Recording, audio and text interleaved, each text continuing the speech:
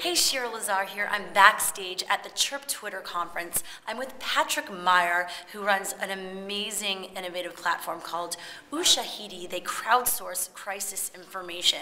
This is something that many of you might not have seen as of yet, but I am very sure you will see more of this in the future. Patrick, so Ushahidi first really came to be during the crisis in Haiti. Well, actually, we got a lot of visibility in Haiti, but we were actually born out of the post-election violence in Kenya about 2 years ago, when a lot of human rights violations were going undocumented. The government was putting some pressure on the mainstream media about what to report and what not to report, and also the mainstream media cannot be everywhere at the same time. NGOs were not sharing information, and we decided that was really not okay. So we threw up a Google map of Kenya. We got a short code, 6007 with Safaricom, which meant that anybody in Kenya could text in their observations saying, I just saw a riot, I just saw the person getting beaten up or what have you. And then we would be able to geolocate that and have a completely transparent map that anybody could access and see what was happening. And since then, it's been exported across the world. It's been used to monitor the elections in Afghanistan, citizen-based, citizen-powered election monitoring in Afghanistan, in Lebanon, in Mexico, in the Sudan right now, which is literally right now. But let's go back to Haiti in terms, because that's where a lot of people really came to know you a bit more and what you guys are doing. Describe the process of when a crisis happens, how you step in and help crowdsource this information. Sure. Well, what we did in Haiti was I found out about the earthquake a couple hours after it took place saw it on CNN, and I immediately called the Ushahidi tech team and said, right, we've got to deploy a platform. So anybody can go on our site, ushahidi.com, and download, it's a free and open source platform, and download the platform and then customize it for whatever purposes they're interested in doing it. We quickly deployed one. We customized it for disaster response, specifically for earthquake disasters, and so the categories and the indicators that we had were there to inform the disaster response to search and rescue operations.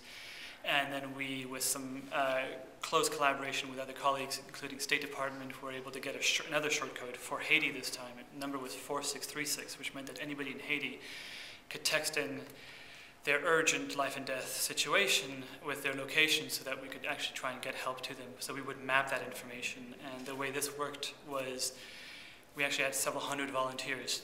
You can imagine student volunteers just dropping everything they were doing and spending hours and hours and hours behind their laptop just mapping, getting these text messages that are coming in from the ground and mapping those as quickly as possible. So you got a visual sense of really what was going on. Oh yeah, absolutely. And if you go to haiti.ushahidi.com, you'll see we've mapped over 3,500 individual incidents, crisis-related incidents, and you can actually animate that map from that first hour on January 12th and look at how the distribution gets reported over time. And now with Sudan and the voting, how will a platform like yours be useful?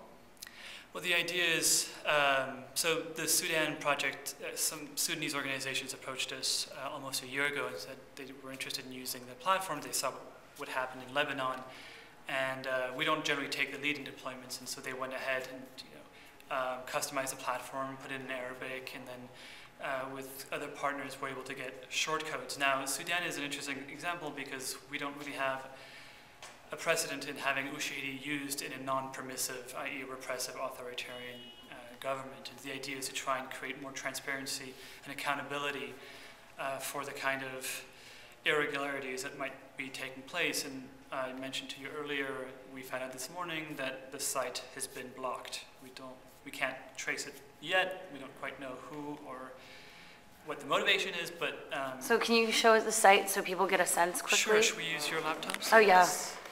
So you go...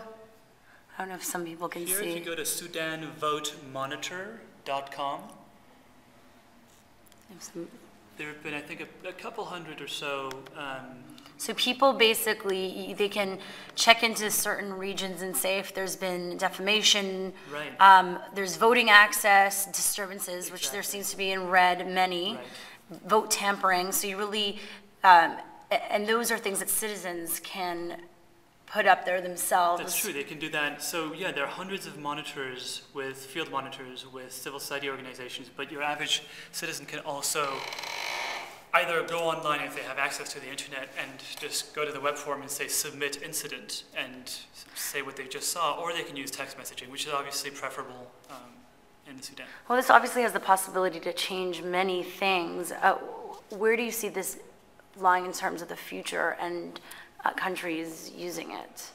You know, what ultimately this tool is, it is a transparency and accountability tool. So it's obviously going to upset some people when it's used in some of these contexts. And it's also used for coordination, as we saw in Chile and Haiti. And I think the sky is the limit. We're working, day in, day out to make the platform easier to use, so that we're trying to get to this sort of double-click install approach, so that people can just create their own dynamic maps and crowdsource their own information. And you're working with the government, actually? Are you working with any, or is it just completely, so we're a Kenyan nonprofit tech company. Okay.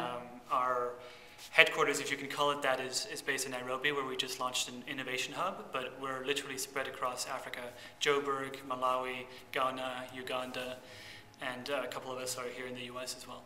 All right. Well, I look forward to see how this is applied everywhere else in the world. Thank you. Thank you. Go to ushahidi.com.